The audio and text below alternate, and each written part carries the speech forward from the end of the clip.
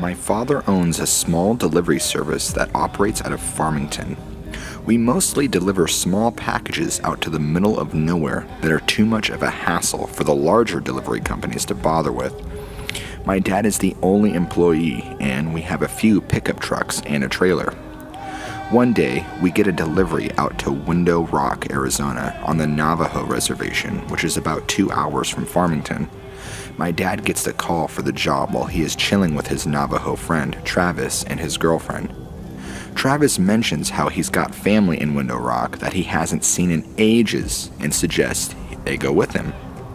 I was about 6 or 7 at the time, and it was the summertime, so Dad decides we'll go down together. He can do his delivery really quick, and then while Travis sees his family, we can go check out the Window Rock, which is, for those who don't know, a big rock face with a large hole in it that goes to the other side. It's pretty cool. We had to convoy in separate trucks since my dad's was loaded down with freight. We decided to bring along some talkie-talkies so we could communicate with one another. We spend our time in Window Rock. Everything is generally uneventful, and we start heading home along the old highway with my father and I in front, and Travis and his girlfriend in their truck behind us. I honestly don't remember most of Window Rock trip, but this next part I can never forget. We're somewhere on the highway between Window Rock and Gallup. It had just rained earlier in the day, and the road was kind of slick, so we were taking it pretty slow. On the left side of the highway, there is nothing but sandstone cliffs, and on the right side, there is a huge field separated from the road by a small barbed wire fence. We crest the top of this hill, and down at the bottom of the hill, we see what appears to be a very large dog just sitting back on its haunches in the middle of the road, facing the cliffs. My dad calls over the radio, "Hey Travis, do you see that big-ass dog?" Travis starts yelling back over the radio, "That is not a dog, speed up right now and hit it." He sounds almost hysterical. He just keeps screaming, "Hit it! You have to hit it, please, please, hit that fucking thing right now." So, my dad starts to speed up, and as we get a bit closer, I begin to see it a little more clearly. It's covered in this brown, wiry, matted hair that appears to have dried blood all over it. It's still facing the cliffs, but the moment our headlights hit it, it turns and looks right at us, and it has a face. I don't know how else to describe it other than a mix between a bear's and a human's face. It looks twisted and distorted and almost in pain. As we get closer to this thing, we start to realize it's actually pretty huge. Though it was still sitting on its haunches, it is about shoulder height with the hood of the truck. We get literally inches from hitting it when it lets out this scream that sounds like someone screaming as their lungs were filling with water, and it leaps backwards, towards the field, landing just on our side of the barbed wire fence. Then, with another leap, it was gone from sight. Travis's comes in over the radio again. "Holy shit, keep driving, we have to get out of here, we have to go faster." He kept repeating that last part, "We have to get out of here, and we have to go faster." Pretty soon, we are speeding like crazy, and just as we start to come near the outskirts of Gallup, we get pulled over. Travis pulls his truck over with us. Naturally, this makes the cop, a Navajo man himself, very on edge, and he immediately asks why Travis felt the need to pull over as well. Travis says, "We just saw a Skinwalker a few miles back, and it's been following us." The officer immediately turns white, stammers something about a verbal warning, gets in his car and takes off. We do the same. We didn't see anything else that night, but when we got home, Travis refused to let us leave without taking some kind of Navajo totem thing that was supposed to keep it away.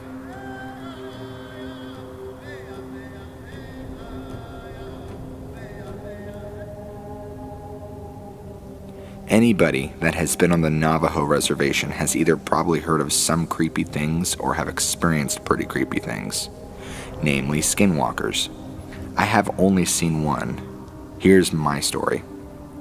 I come from a small town in northern Arizona that's kind of sandwiched between the Paiute Reservation to the north and the U.S. largest Navajo reservation to the south. My high school being so small, a 1A high school that has on average 80 students enrolled every year, always had to travel south about 5 to 10 hours one way to play another high school in any sport. This means that we traveled a lot on the Navajo reservation, and we also usually stayed at hotels when we would head out to play and come home in the morning, but this trip was a little bit different. I remember the basketball coach saying that the school didn't have enough money to put up the teams in a hotel that trip, so we were going to be on the road for a total of about 12 hours. I was the only male senior to play basketball that season. We had just got done playing our big game and headed home on our bus, Big Blue. We were headed out and it wasn't long, about 2 hours of driving before we had entered the res. And by this time, everyone was asleep with it being about 2 in the morning.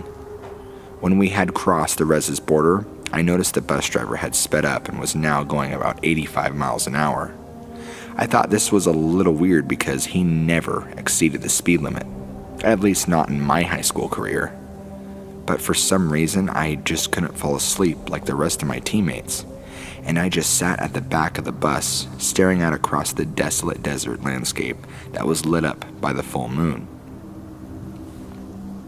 As I looked out, I could see a figure running towards the bus at an angle of a pursuit, and keeping up with the bus at 85 miles an hour. As the figure got closer, I saw that it was a humanoid form. As a matter of fact, it looked exactly like a human, only that the face was painted half black and half white with glowing eyes. Glowing eyes like a rabbit's eyes, reflecting light from a spotlight. I immediately thought, oh my god, it's a Skinwalker. The Skinwalker ran up to the edge of the road and just kept up pace with the bus, hurdling sagebrush and rocks while staring right at me. After I made eye contact with the thing, I could not look away. It was as if something was holding my head and eyes in place. The Skinwalker just smiled at me, this inhumane smile that went ear to ear, showing crooked yellow pointed teeth. I felt like I was going to throw up and I was panicking throughout the whole ordeal. The Skinwalker started to crumble down on all fours, still keeping up with the bus. I could see his bones crack and reform. Hair started appearing all over the Skinwalker's body, and in about 3 seconds was now a coyote, and it ran off back into the desert out of view. As soon as it was gone, I ran to the onboard bathroom and puked a mixture of food and blood. I didn't want to tell anyone for fear they would think I was crazy. I confided in my Navajo friend. She told me that I needed to see the chief, who also happened to be a friend of mine, and get a blessing. I saw him the next school day in the parking lot. He just came up to me and mumbled something in Navajo while waving a feathered scepter-like thing. Turned around, got in his truck, and drove away. To this day, I haven't seen another Skinwalker since. It might be due to the fact I moved away from that town and the res. And if I do have to go south, I go around. Way around. This all happened about 5 or so years ago.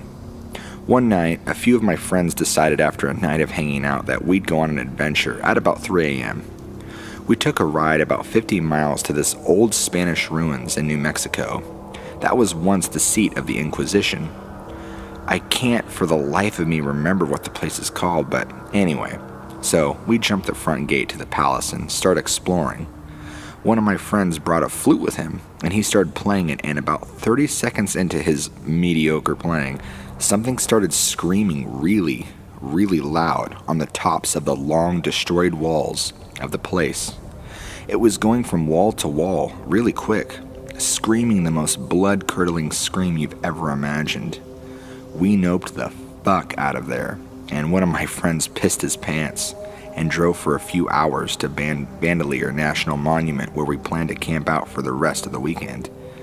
We got to Bandelier at probably like 6 or 7 a.m. and then we set up our camp.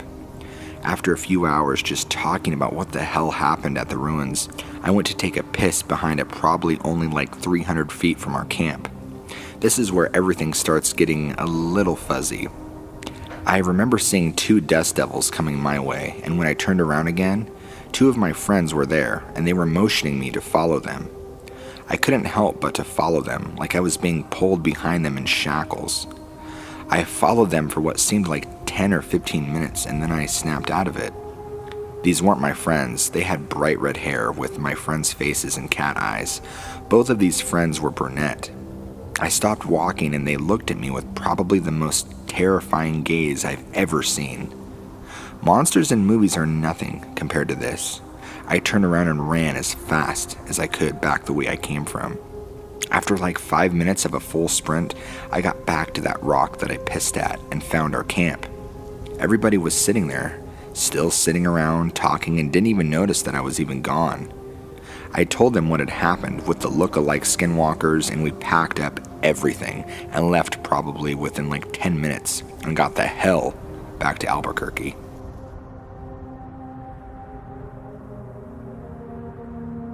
I was a kid when this happened. My uncle and I were finishing up chopping and gathering firewood for my grandmother because it was getting dark. Driving back on a dirt road at about 30 miles an hour, give or take 5 miles an hour. I had this awful sense of just being watched. Before I could turn to look out my window, which was the passenger side, my uncle quickly shouted, "Don't!" I completely froze. My heart felt like it was beating out of my chest and then completely stopped when I heard a tap-tap on my window. My uncle sped up and was loudly praying in my native language. I didn't know what was going on and thought it was over till our truck suddenly dipped from the bed. My uncle then started saying, "Look at me, and don't turn away," over and over. Then I heard it again, tap, tap, but from the window behind me. It was getting harder for me to breathe, and I wanted to cry. A minute or two passed, and the truck dipped again. My uncle looked around and sighed. It was quiet besides the truck and the road.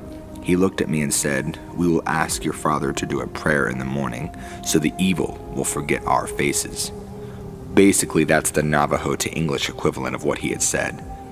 I remember curling up on the seat and just staring at the radio, watching the time go by, listening to my uncle sing an old prayer till we got to my grandmother's house. I called my uncle because I had a nightmare about that night. We talked about it for a bit, and he said, "I didn't see faces, just the eyes. Like brake lights you see on the road, it watched you." Before hanging up, I tried joking with him about it. "Why didn't you just step on the brake when it was in the back?" No laughter, just a pause from him. "Because it wasn't alone."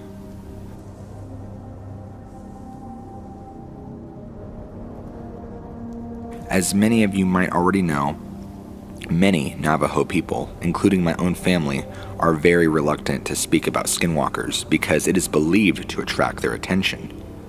Well, I, however, grew up away from the Navajo Nation and was very naive about the subject.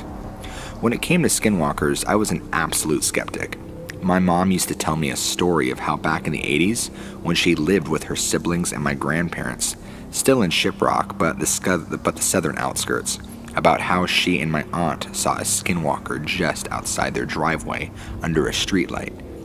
She described it as a black dog with dirty fur, a twisted noodle-like front leg, and these unnatural eyes with a soft, burnt orange glow. Me, being my own closed-minded self, doubted every word, but I never said my doubts aloud. But these doubts totally changed last year when I went to my grandparents' house last October. Me and my family had just finished scourging the carnival at the Navajo Nation Fair and called it a night. The house was close enough where we could walk home in just 10 minutes, so we did.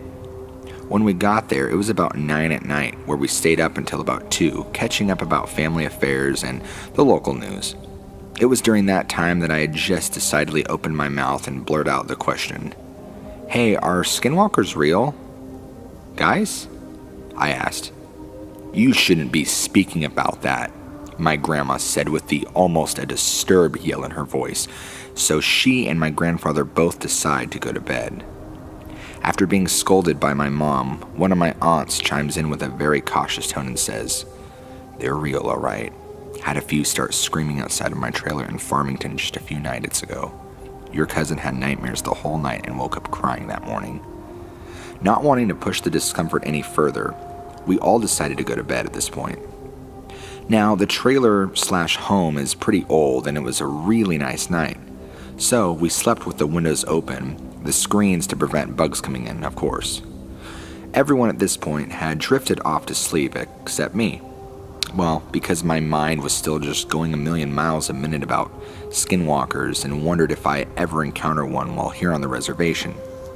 As a kid, I was told it's taboo to think about skinwalkers because it can still call their attention. That's when shit totally hit the fan for me. Just as I was settling and finally getting relaxed for sleep, I started to hear something moving outside. I get up from the couch and start wandering over to the kitchen window.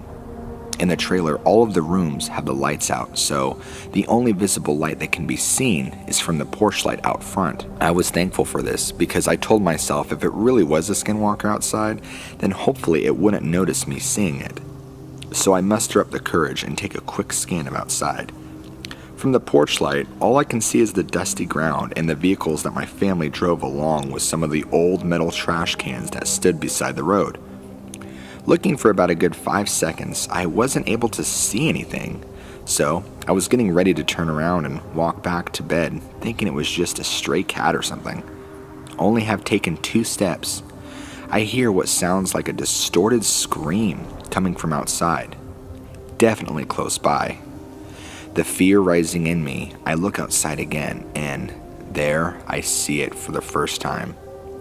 A coyote-like figure was staring at my direction from behind the cars, just outside of the reach of the porch light. Only it looked awfully wrong and gave off an evil vibe just from seeing it. It was gray with very disheveled hair, and a horrific orange-red soft glow came from its eyes. I noped the hell out and ran back to the bedroom. It was at this moment I had begun to also notice an awful stench in the air that smelled kind of like rotting meat. I started trying to wake up my mother, who was like, "Oh my God, it's almost 3 a.m., what do you want?" I immediately began in a shaken voice, "There's something scary outside." And then she said, now annoyed because I woke her up, "Ugh, it's probably just a stray animal or something. It's the res. Animals wander all the time at night." She obviously wasn't getting the drift of what I was saying, so I screamed, "There's some Blair Witch Project shit going on outside, Ma." Well, that got her attention. What are you talking about?" she said, and then we heard it. The thing outside started making more of its dreadful like screams and started what sounded like thrashing outside on the ground. Hear that? That's what I'm talking about. So both her and I got back up and looked outside the window, and the coyote thing was making its way to the door. It walked with an odd limp and dragged its back right leg as if it was a handicap. We could hear it start to scratch against the door and make this odd, muffled moaning sound. My mom went and got my dad, and they both started shouting in Navajo all sorts of words, telling the thing to go away and saying it's not welcome here. Well, all this commotion was enough to get the rest of the trailer up as they came out into the hallway. The only thing my mom did was turn to them and said, "Skinwalker," while proceeding to point to the door, while the noises were still happening. Apparently, they already knew exactly what to do as my grandfather got out a handgun from the drawer and a bag of ashes. He coated a few bullets and loaded them into the gun and went straight to the door. Yelling out more Navajo that was too fast for me to even comprehend, he swung open the door and fired twice. Nothing. The thing managed to escape before my grandpa could even put a bullet in it. "That's the fastest one I've ever seen," said my grandpa. Next thing you know, my aunts and my parents are freaking out about what had just happened, saying stuff like, "What if it comes back tomorrow?" And "It saw us, does that mean we're targets now?" Afterwards, my grandparents calmed everyone down, myself included, saying that we'll be fine, and we all went to bed about 3-ish. Morning comes, and my grandparents call one of their neighbors and explain to them what had happened. Apparently, one of them was a medicine man who used to partake in Navajo ceremonies used for healing and curing sickness, and came over to bless each family member and the grounds outside.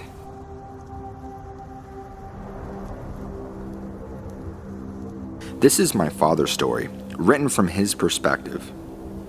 When I was about 11 or 12, we lived in a small house made of mud and stone. a lot like our house now.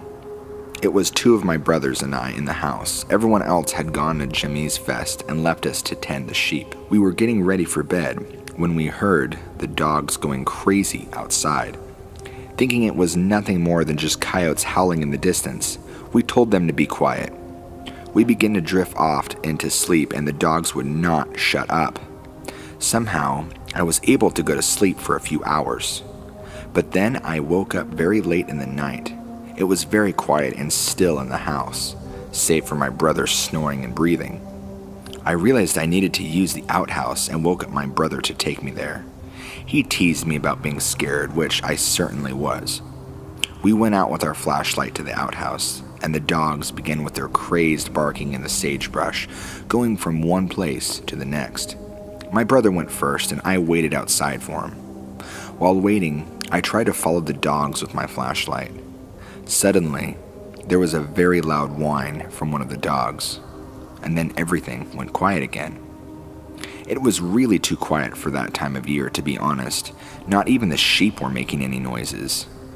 Suddenly, I heard a few of the dogs going completely mad by the truck, and when I looked over, there was this man.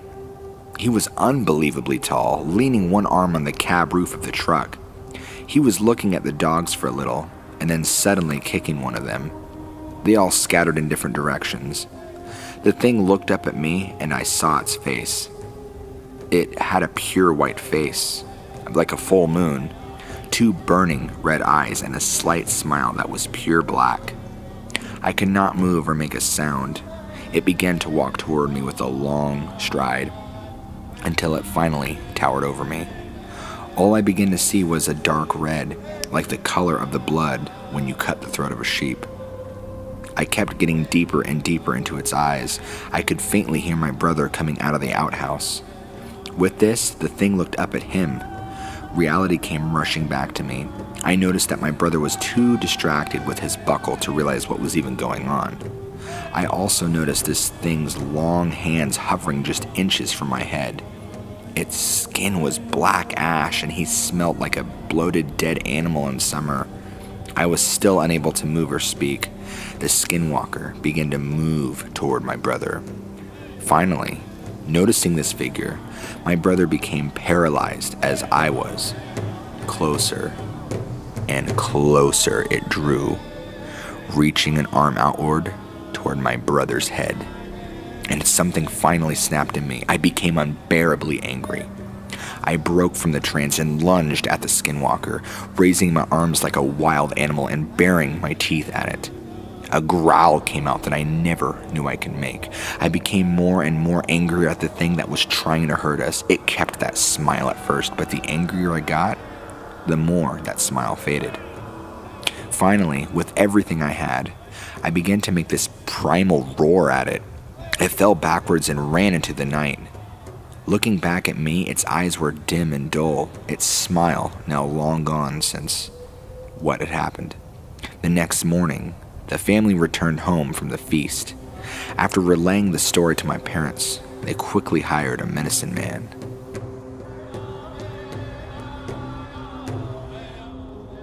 Whenever my mom would take us on a road trip to her hometown on the Navajo reservation, I'd occasionally ask her to tell me a Skinwalker story along the way. I remember every story she's told me when we were driving through miles of nothing at night. Luckily, nothing ever happened to us during those drives. Anyway, this is one of those stories, and it came from my auntie. So my auntie and some of her friends used to party a lot back in the day. They'd hop up in a beaten-down van and drive out to the boondocks and just drink and have fun. Of course, this all took place on the Navajo reservation after sunset. And on this particular night, that's what they were doing. Everything was going good and whatnot when all of a sudden, they hear what sounds like rocks being thrown at their van. Everybody gets quiet as they wonder what the hell is going on. The sounds of rocks being thrown stops, and then suddenly, something jumps on top of the van roof. I should mention my family owned a white van that we would use for road trips because it had enough room for all of my brothers and me. So imagine a young me being told this story in a van. Terrifying. Everybody starts panicking as the realization sets in and hurry to lock every door. My auntie jumps in the driver's seat and tries to start the engine, but of course, the beaten down van refuses to start up. Whatever is on the roof is still up there making banging noises, and at this point, like it's jumping up and down. My auntie is freaking out when she then sees a hand with long nails reach over the roof and start scratching the windshield. At this point in the story, my mom would take one hand off the steering wheel and scratch the windshield to simulate it. Then, whatever was on the roof jumps off. Everyone is still freaking out, yelling at my auntie to start the van, and she keeps trying. And that's when she sees the Skinwalker walk up to the driver's side window and stare at her just a few inches away. Well, that's when my auntie jumped in the back and started praying for her life. Minutes pass and the Skinwalker appears to leave. My auntie hops back in the driver's seat and gets the van to start, and off they go.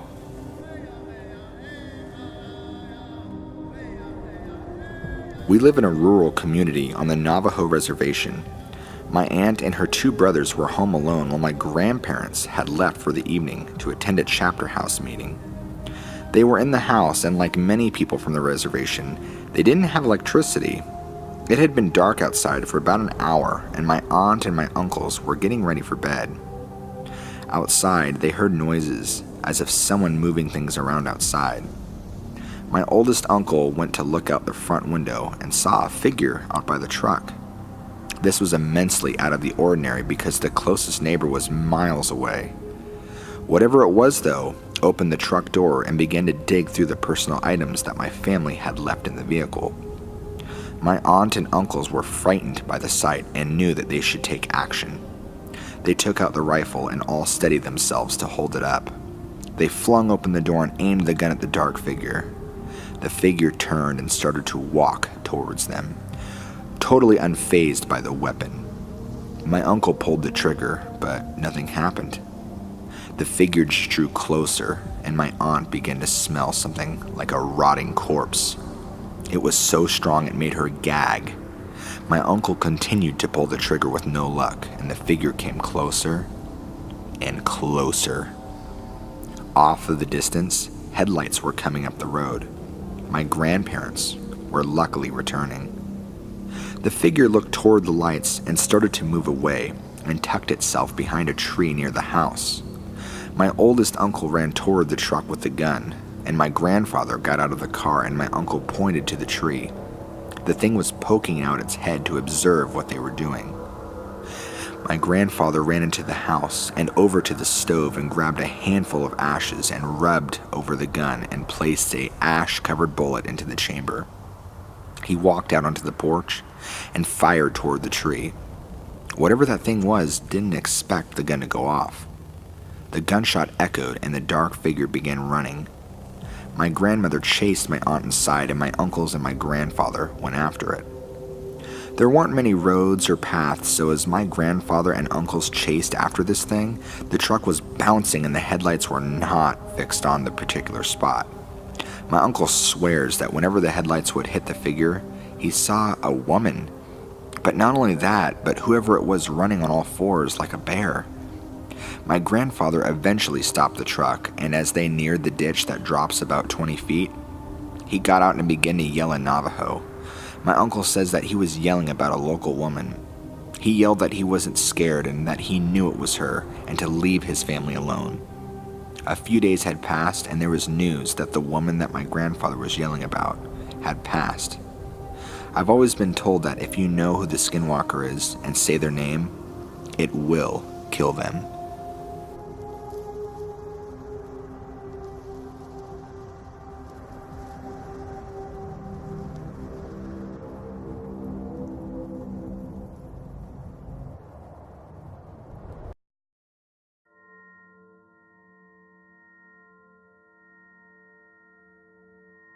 So, no clue if it's applicable here, but I figured y'all would get a kick out of this. Let's preface. My memory is shitty, so I can't give enough details to confirm for all of you, but this is what I can give. When I was younger than 10, maybe around 8 or 9, I was living in an apartment complex in Seymour, Indiana. A nice little place. I was playing with some friends of mine at the attached playground of the complex when I swore I heard my mother calling for me to come over. But it wasn't from the direction I knew she was at, but instead from the opposite direction. I was confused, so I told them I would be back, and I spoke to my mom, who was smoking with my aunt and my grandmother. I asked her what she needed, and she was confused and saying, "I didn't say anything, Bubba. Go ahead and keep playing." So I went back and went about my business, not hearing the voice again. I swear up and down, though, that it was her voice. A few years down the road, I was watching an episode of Found Tapes, that old mockumentary show that used to air on Animal Planet. It was the Skinwalker episode, and I remember feeling a chill down my spine as the event from my childhood went through my head once more. At that moment, I felt I had narrowly avoided an encounter with one of these things. I don't have any records of hallucinations, and the place where my mom was smoking was at least a good 3 to 4 minute walk away from the playground. Can't really say on the matter of this if it was a real encounter, but I figured it was enough to finally post it on the internet. I hope you guys find this interesting, and I'll answer as many questions as I can. Winter of 2017. Around December, if I remember right. I was camping with friends right outside of the Paiute Reservation near St. George, Utah. None of us are native, but we were trying very hard to be respectful of the land. We set up an A-frame and every night packed in like sardines. I was on the outside and my buddy Seth was next to me. Coyotes are pretty common in this part of the country, but they're pack animals who don't really engage with campers, so it's very common to hear them, but not as common to see them up close. However, every night that week we saw this mangled old coyote. Gray hair, blistering skin, probably on the edge of death. It walked with a limp in its front left paw, kind of like a dog that gets a pebble stuck in their paw meat. Anyway, we went to bed one night and I was still in on the edge. Around 3:15 in the morning, I woke up with a sharp pain in my ear. It ended up being a beetle burrowing in my ear, but that's not important. Anyway, I hit the side of my head and pressed my ear, and I was freaking out because it was a really acute pain that I had never felt before. I think I thought I was having an aneurysm. Anyway, I woke Seth up to have him shine a light in my ear, and as soon as he woke up, he legit pissed his pants. Like he was horrified. So my chest opens up, and I'm like, "What is it?" He reached above his head and gets a mirror, and holds it up to me, and to my horror, there's a scraggly old man. Gray hair, huge tumor on the side of his face, torn up clothes, walking with a cane and a limp. He doesn't seem to be at all cognizant of us, almost as if he was in a different dimension. We didn't have a gun or anything, so we just clutched our knives and kept our eyes on him for the rest of the night. He just wandered away at one point. The next morning, the 2 other people with us said that they both dreamt that this kid Chris, who wasn't with us, was tied to a tree, upside down, and a massive, silver-glowing elk slowly but surely gutted him alive with its horns. They said the 4 of us and a few of other friends all sat naked around the tree, not drumming or chanting, but almost like we were sacrificing Chris. They both had exactly the same dream and were able to draw the same picture, down to the order we were sitting in to the number of branches on the tree without consulting each other. We texted Chris when we had left and got service, and he said he had been up all night puking. Was this a skinwalker?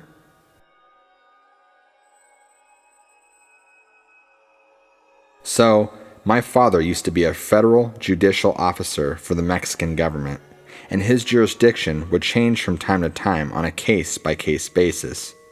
He was very young and passing by a village around 8 p.m. when they stopped at a cantina for some food to continue on the road ahead. Back then, only sheriffs or very top officials had vehicles, but the rest of us had to use public transportation to get around. Except for them, it was free at least. They stopped to eat and make conversation with the locals when an older gentleman asked where they were going, and my father says there's no buses or taxis in this village. He and his friends were planning to walk about an hour and a half to the next town that was down a dirt road. The old man looked surprised and asked, "You're going through there right now? Don't you know the story?" To which my father replies, "No, they're not from that area, and it's just a simple walk, no problem. And besides, they were armed, so they laughed it off." The old man seemed a bit pensive when he continued and told them that there was a story from the village that people don't walk that road at night because of 3 demon pigs. My dad and his buddies laughed, but the old man was not amused. He was serious. He began to tell them that people have walked down that road at night and have gone missing, and that he and others have seen the cause. 3 demon pigs. My dad laughed again, but the old man ignored him. He went on to say that when he was younger, he had a run-in with said pigs.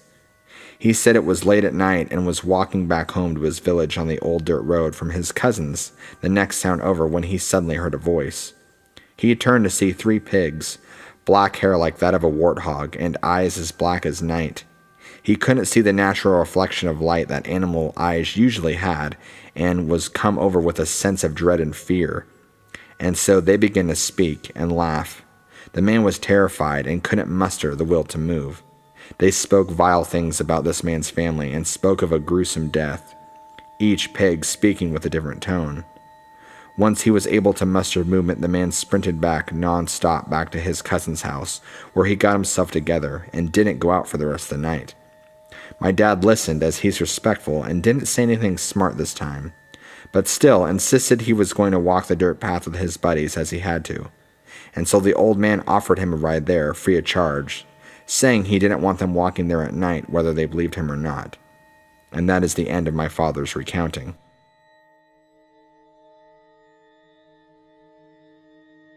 This story happened to my cousin, who was visiting our grandmother on the Navajo Nation reservation. He was what you would call an urban Navajo, born and raised in Phoenix and rarely visited the reservation.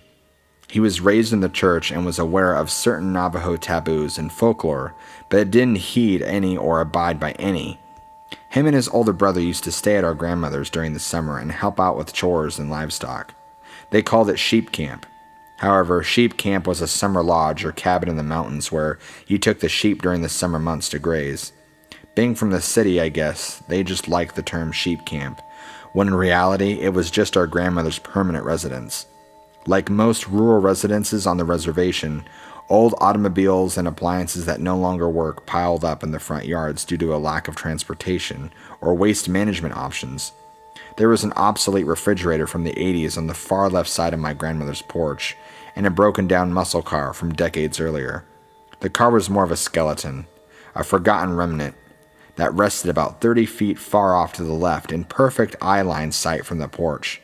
The model of the car I cannot remember, but the windows had all been busted out and the upholstery weathered and cracked. The desert sand reclaimed most of it. The tires were shredded and half buried.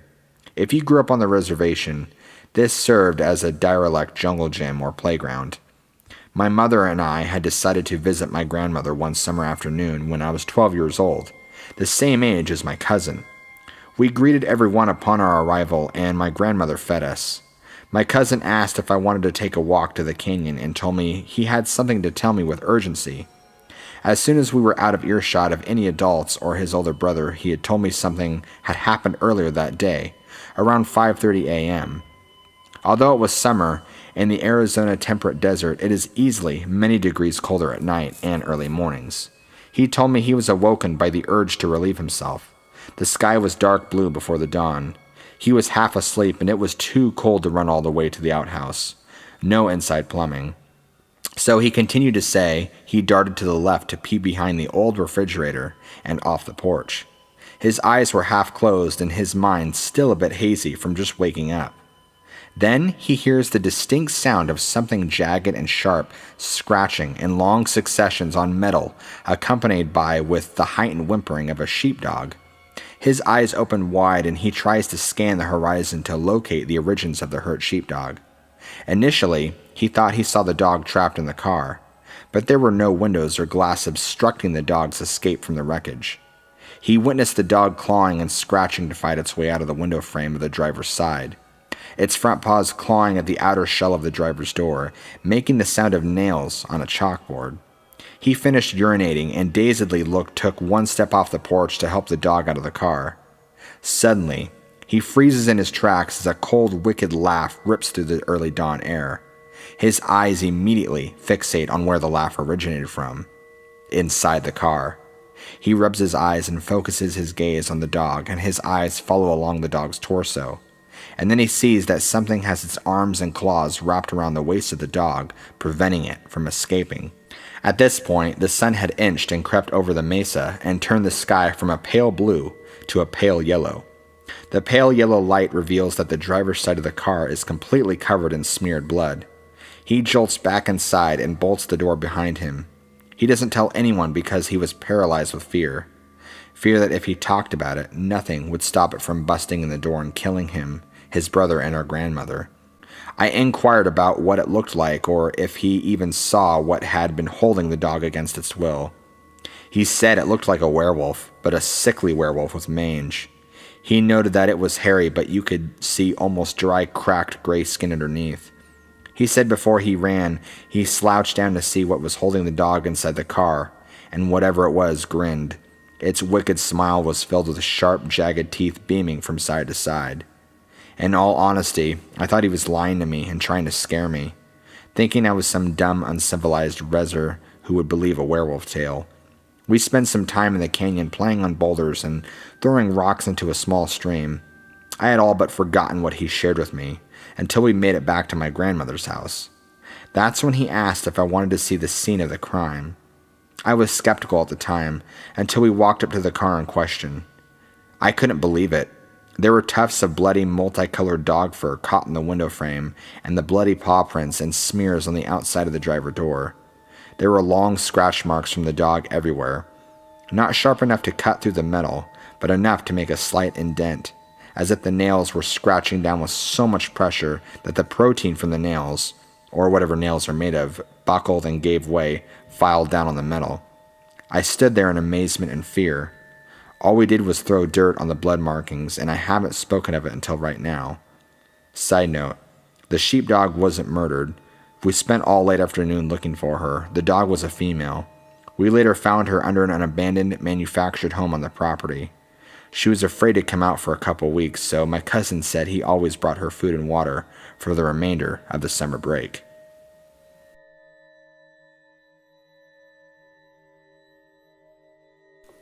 Hey guys, so I need to give some background info.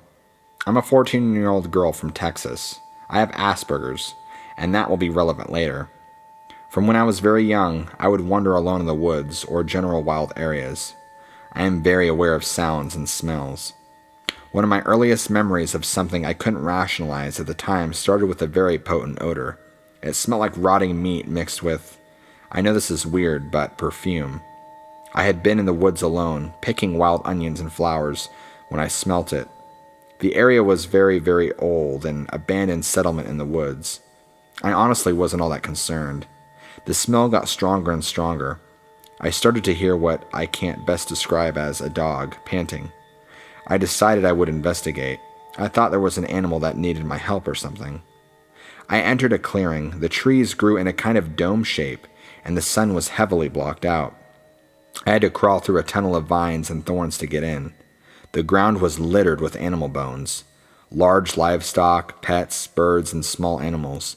There was a deer standing at the entrance. The smell was very, very intense at that point. This deer did not have a proper tail. It looked empty. I've always had a strong connection with animals, but this one felt off. I greeted the deer and placed my onions and flowers on the ground. I grabbed some bones by my feet and left. Starting from that experience, whenever I stayed at my grandmother's house, near the woods, animals I met acted strange. Birds of all kinds would follow me in the woods. I would smell that strange, sweet scent in the air and hear panting. At night, something would tap at the window. I always tapped back. I would have rats run up to me when I went to the garden. All of these animals had empty-looking tails. These strange things didn't stop when I moved. Recently, my dad got a job in closed mines and cave sites. He was regularly brought home pottery and other precious minerals from ancient Indian sites. I've kept these things in my room for safekeeping. I found a very large rib bone that has joined my collection as well. The day I started storing these things in my room is when things started to go downhill. My lights will dim and flicker. My animals will suddenly run out of the room. My pets have started staring into the corner I keep the artifacts in. I've had very, very strange dreams as well. all of them involving some of my stinky, wrinkly-tailed animal friends. Does anyone have any insight on what could be happening? I don't feel like in any danger, I just feel like I'm not always alone in my room anymore. Everything I've looked up about these animals has brought me here. I'm hoping someone can help me understand what is happening to me.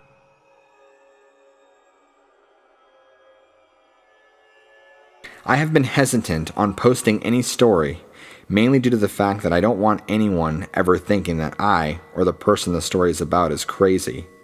Although saying this actually happened sounds very cliché, but I could assure you the following stories are true. Now, before I begin the first story, just for a bit of background, I am an intern for a church that does work on a Navajo reservation site, helping the community on people's homes like roof repairing, repainting, and interior fixing. 8 to 5, good pay, and nice people, so overall, I'm happy with this. And, as a bit of a disclaimer, I'm not trying to offend Navajo tradition in any way. This is just a first-hand story on what is currently happening on my trip. Over the past 2 months of the internship, I have begun to grow fairly close with some of the residents on the reservation. One lady in particular that I got to know pretty well was the superstitious type. Like said, never be outside at night or other random seeming things to me like that, but the biggest taboo I knew was to never mention, mainly because I was told by my superiors, was Navajo folklore like skinwalkers. However, one day it was very different in the sense that the question was just burning within me. I was on my lunch break after wrapping up painting parts of her house, and she sits next to me on her porch, and we talk for a while. But finally I feel comfortable enough to ask her about any folklore, about werewolves or anything of that sorts. I didn't really expect a response. I thought maybe she'd quickly say no and then change the topic, but if anything, I was more scared I may offend her. But to my surprise, she turns her head looking toward the outside scenery, hesitates, but then says, "Yes, I know some and I've experienced it too." She proceeded to tell me a description on the apparent equivalent to a werewolf. To paraphrase what she said, werewolves look like normal people, but masked in white paint covering their face, arms, and chest. Their whole body as white as a corpse, covered with black symbols quite possibly related to devil worshipping. More specifically, they are gravediggers and necromancers as well. They dig bodies up only to steal jewelry, although they may perform other acts to corpses, as she quickly strayed away from going into too much detail about that point. Werewolves also get their power from the devil. That is how they are able to possess such supernatural strength and endurance. I was surprised to hear this, although I figured werewolves wouldn't look anything like that in Twilight or Scooby-Doo, although deep down I thought she sounded a bit crazy. Before I could ask more questions about these werewolves, she began to tell me her own interaction with these supernatural beasts, and her story still gives me chills. She explained that one day, her and her husband were driving on the curvy roads alongside the mountains, only to find a woman with her face covered by her hands, and was kneeling in the middle of the road, appearing as though she was crying. The woman looks up towards the car's headlights to reveal the very same white paint and sacrificial symbols mentioned previously. Her husband honked his horn and quickly slams on the brakes, only to be too late, and he hears the loud cracking sound of the woman's bones and the splash of blood all over the windshield. Once her and her husband stopped the car safely and processed what the hell just happened, they quickly run over to the spot where they hit the woman. However, once they reached the spot, there was no body. But not only that, there was no trace of blood either. Just as a side note, this part of the reservation had some cliffs, but it was relatively flat land, so it would be obvious to tell where someone is, especially if they just got hit by a car. Puzzled by what the possible explanation could be for this occurrence, her and her husband drove back home, trying to neglect the thought that they just witnessed a werewolf. However, being the non-paranormal believers they were at the time, they tried to just close this occurrence off as them just losing their minds. As interesting as her story was, this got me thinking, is it possible for this werewolf story to be true? Or is this her own way of describing a skinwalker or other supernatural phenomenon because she didn't think I knew what a skinwalker was? This question kept circulating through my head. So as you could expect, the following nights made it harder for me to sleep comfortably. Because of that, during the work days, I would feel more and more mentally drained, almost paranoid. At the end of week around 6, I think, I was sitting in the car driving back to the church site and was in the mental state of mind where I was half awake and half asleep. My buddy was driving and claimed that he wanted to pull over to the gas station that was near the church to grab a couple of snacks to munch on during our debrief time in our cabin. Since I was too tired to argue, I said fine and laid my face against the window and tried to doze off while waiting for my friend. However, I had the weirdest feeling that I was being watched. So naturally, I opened my eyes and looked out the window. I saw nothing. However, when I turned my head, out of the corner of my eye, I thought I saw a white figure, just as the woman described previously. I looked back and nothing was there, but I swear I saw something. Since it was beginning to get darker outside, I quickly sat up in my seat to readjust my vision. But when I looked back out the window, it was almost as though the figure had vanished. Perplexed, I stepped outside the car and looked around, but there were no trace of a creature even existing. My buddy comes back to the car and questions what the hell I was doing. Debating whether or not I should tell him, I decided to just say, "Oh, I'm just getting some fresh air. Let's head out." The following days have been worse for me. My mood is getting worse. I'm feeling way more paranoid that something is out there. And at night, I can almost swear that I can hear screams in the far distance. Everything outside just looks 100 times scarier too because there's barely any outside light, just because of the moonlight. So everything has more of an exaggerated appearance. But believe me, I know I sound crazy. But the worst part is that if I tell anyone, they'll think I'm crazy too. So I've been debating whether or not I actually saw the werewolf that the lady described, or if it was just my tired eyes playing tricks on me. I hope someone can find some sort of answer to this werewolf mystery. Also, if you have any similar paranormal stories like this, please tell me. I'm trying to do my best to become more aware about this kind of thing. If I can find anything, then I will give you a future update.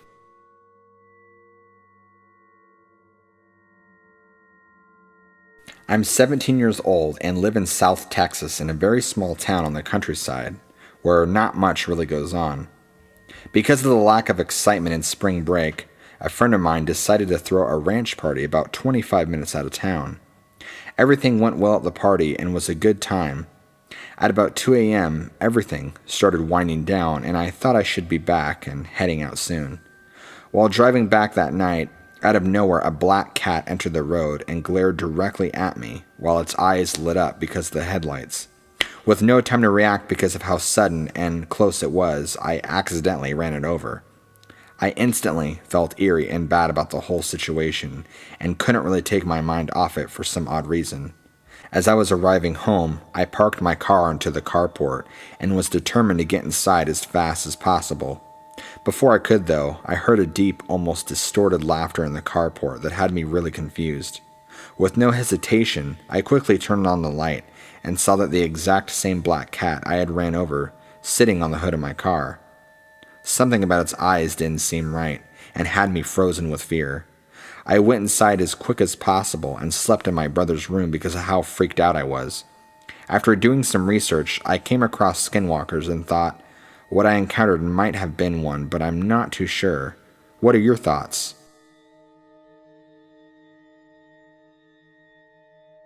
I live next to a graveyard. Not sure how relevant that is, but just thought I'd throw that out there. But the other day, I was eating some lunch. Across the dining table is a back door with a screen door, and my dog that was next to me started growling, and I could see his hair standing up. So I looked to the door, which was open, but the screen was closed, and I see an owl standing right in front of it in broad daylight, just watching. I felt uneasy for some reason, but decided to walk up to the door because I've never seen an owl up close before, and it was very pretty. I stood there watching it as it watched me, and suddenly it opened its mouth very wide and just sat like that for about 30 seconds or so. I was confused, so I decided to tap the glass to see its reaction, and it just ran away, like on 2 feet, and ran in my wooden backyard. I was pretty freaked out, but I figured something had to be wrong with it. I decided to tell my sister, and she told me a couple nights ago she went out to her car in the front yard to roll herself a joint. She felt like she was being watched, so she looked up to see a deer standing right in front of her in the car and just watching her. She said even though deer are extremely common and we see them all the time, she felt afraid of it. She said something about its eyes freaked her out, and in the porch light, she could see it didn't have a tail. She slowly got out of the car and said it smelt horrible, like rotting flesh, so she ran to the door and locked it behind her. Also, one time her boyfriend was out on the back porch about to smoke a joint, but said he got spooked because he had a strange feeling and it smelt like something was rotting, so he went back inside. Do you think we should be concerned?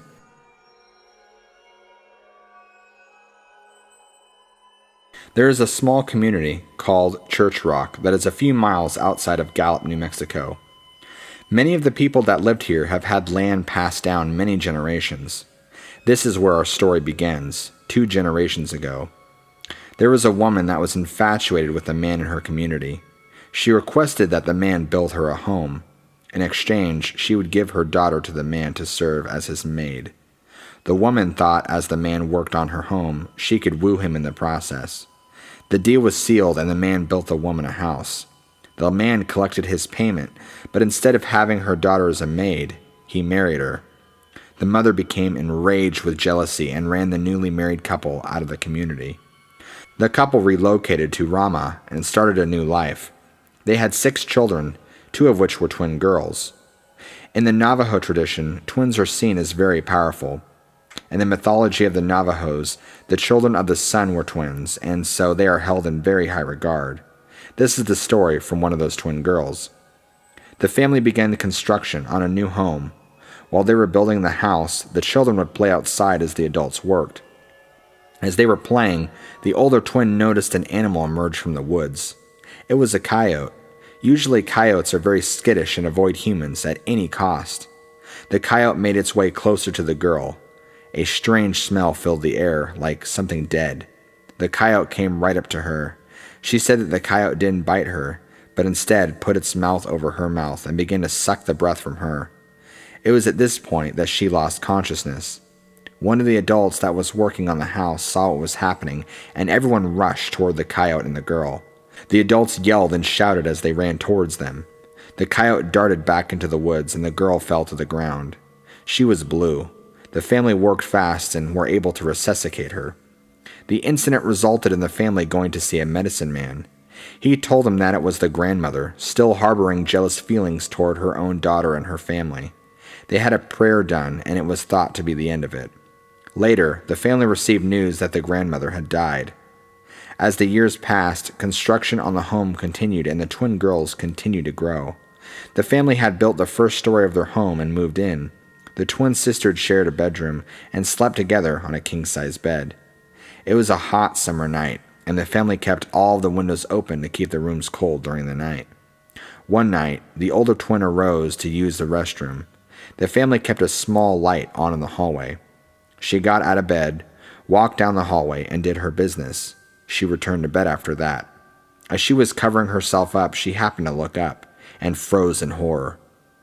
There, at an open window, was a coyote, its eyes shining from the hallway light. The window was pretty high, and so the coyote had to have been standing on its rear legs. The girl was frozen with fear and made complete eye contact with the coyote. It was then that she noticed the same smell, the smell of death, rotting, and decay. She snapped and ran out of the room screaming and crying. She ran to her parents' room and got her father. He ran into the bedroom, half expecting it to be a figment of his daughter's imagination. But the strong smell hit him, and there was the same coyote still standing at the window. The father yelled and ran to get his rifle. The man ran out of his home, but the coyote was gone. The family tried to comfort the little girl, but she sobbed until morning. Again, the family sought out a medicine man. He explained to the family that the hatred that the grandmother had for the family was so strong that the ill intentions that she had had for the couple and their family proceeded even after the grandmother's death.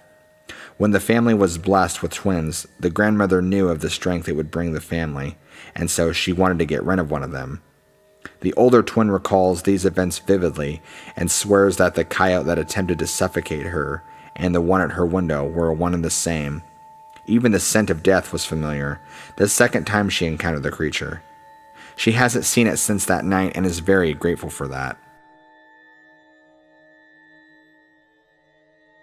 Summer of 2013.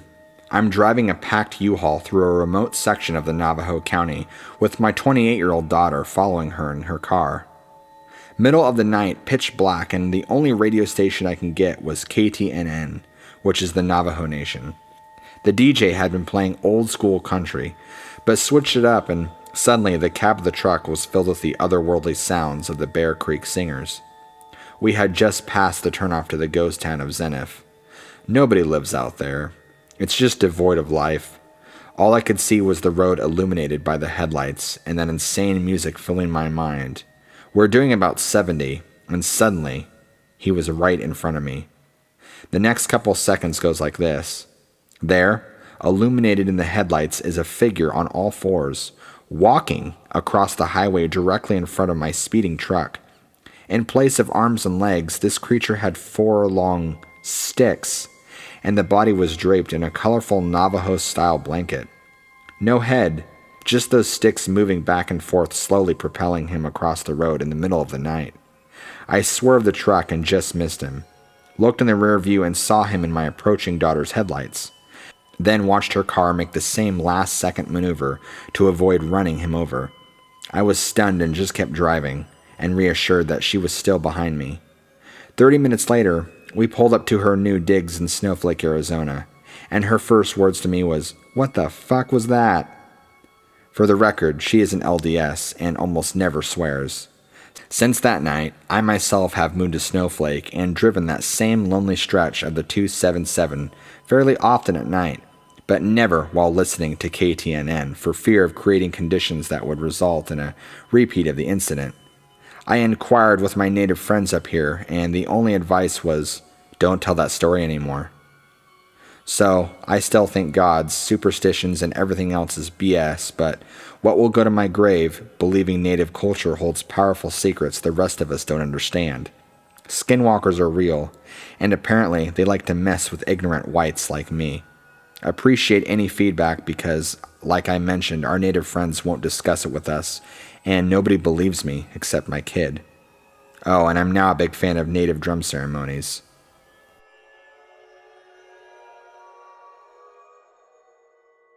I swear, on the highest honor I can muster, that everything in this story is true, related as lucidly as possible, all true no matter how badly I wish it wasn't.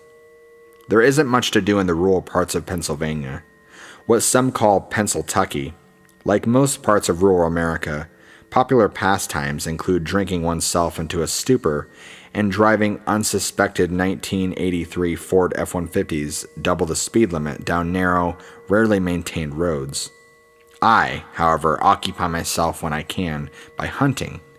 It gets a bad rap as barbaric, cruel, and just downright mean, but I've always found solace in the forest that it's impossible to find in the cramped, too close for comfort atmosphere of a small town. This particular season, I was out in early November in a forest in the foothills of the Appalachians, a few minutes away from my home, northwest of Harrisburg. It was late in the fall season, and the steady flow of foliage tourists, what locals call leaf peepers, was beginning to trickle to a stop. Some trees were still burning a fiery red-orange, but most were beginning to wither, foreshadowing an unusually harsh winter. The falling leaves created a curtain of decay which moved like a sandstorm in slow motion, shrouding and isolating me from my surroundings and crunching softly under every footstep. I paced through the temple of red and gold, alert for the light footsteps of my quarry, white-tailed deer. My Winchester 30-06 swayed on my back as I walked. The gun was overkill for a deer, but it doesn't pay to take chances around bigger game like elk and black bear. This forest was new territory for me, a refreshing change of pace after paved trails and subdivisions began to encircle the hunting grounds of my childhood. As I walked, I began to lighten my guard, losing focus on wildlife and becoming engrossed in the natural beauty of the area. I became so distracted, peering up at the falling leaves, that I tripped over a tree root, snaking through the carpet. I followed it with my eyes to its termination at the base of a massive gnarled oak tree. The trunk was huge, but the tree was squat, blackened with age and split down the middle, as if by an act of God. This story could have ended then and there if not for a smell that wafted up to me as I passed the tree. It wound its way up from the tree's base, out of a swale in the ground, to the raised path I was walking on. Fishing the crisp smell of the forest aside, my first thought was that of a dead animal, which could mean bear in the area, so I encircled the tree to take a look. There was no carcass, but the scene at the base of the tree resembled a homicide. Dark, matted clumps of fur dotted the undergrowth, and a vicious black fluid led from the forest into a hollow overshadowed by a titanic root leading deep into the ground. The entire picture was punctuated by the smell of rank, a thick, coppery scent like pennies mixed with death. I am not unused to gritty, even downright disturbing scenes, but this scent made me retch involuntarily, and the den unsettled me deeply, as though I had stumbled upon something no one should have ever seen.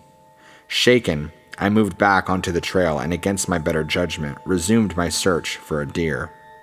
The sun began to beat down overhead with all the clarity of a winter's day, shining a demanding light on the forest and weakening my resolve. I had just begun to unpack my lunch when something began to bother me. I couldn't put a finger on what it was, but I felt antsy, for lack of a better word, like I shouldn't be sitting still. Without even knowing it, I began to scan my surroundings for something, anything. I was returning to my lunch when it hit me. The forest was silent. No birds chirping, no insects buzzing. Even the rustle of the trees in the wind had come to an ominous standstill. As the meaning of this realization began to sink in and I got to my feet, two things happened in rapid succession. A sizable branch snapped a few hundred meters away, and an ungodly screech penetrated the November air. I have never heard a sound like it before or since. It was as though the earth itself split and hell opened up, just long enough to sum up the suffering of the damned in one ear-splitting roar. Terrified, I bolted to my gun, leaned against a tree and began to scan the undergrowth. Something big was moving through the forest floor, but I couldn't see what it was, thanks to the curtain of leaves falling around me. I hastily made tracks back in the direction I had come, forcing myself not to look back. After all, what animal would actively stalk a human without even being provoked? I had lost the sound of the creature and begun to loosen up a little when I was hit with a bone-chilling realization. The sounds of forest had come back behind me, but the trees in front were as silent of the grave. Whatever I had encountered, probably the same beast that made the mess under the oak tree, had circled back in an attempt to trap me. Truly scared at this point, I scrambled off the path into a rock gully, my back to a damp rock wall. I crawled without taking my eyes off the path into a cave, hoping to hide my hyperventilation and chattering teeth from whatever was stalking me. Only a few minutes had passed when I heard the crunch of leaves and a deep, demonic snorting. It stopped on the path above my hideaway, and I held my breath, willing my heart to stop so as to be completely silent. The creature had begun to move on when my gun, leaning against a rock, slipped off the slick surface. It clattered to the ground, reverberating louder than an air raid siren in the crisp autumn air. My heart sank as I heard steps make their way down the rocks and closer to me. I crawled painfully slow towards my rifle, every muscle in my body tight enough to burst. I stopped to steady myself and heard breathing, right outside the cave opening. It was choked, slavering breathing, unnatural breathing which inspired visualizations of twisted corruptions of human and beast, a patchwork demon of animal and man. I reached for my gun and came the closest to death I ever have, because as I outstretched my hand, so did it. Instead of the smooth shellac of my rifle stock, my palm met a coarse, ragged fur caked with mud and attached to a lengthy, sinewy arm. The beast screamed, and as I shouldered my rifle and fired blindly out of the opening, I caught a glimpse of a yellowed fang and one blood-red eye, an eye that reflected a hatred more ancient than man. A hatred that said, "This is my forest. You may have altered it through your presence, corrupted it, but I was here before you, and I will be here after you." Human willpower paled in the face of such uncompromising malice, and I shrank back against the rocks, robotically cycling bullets out of the cave.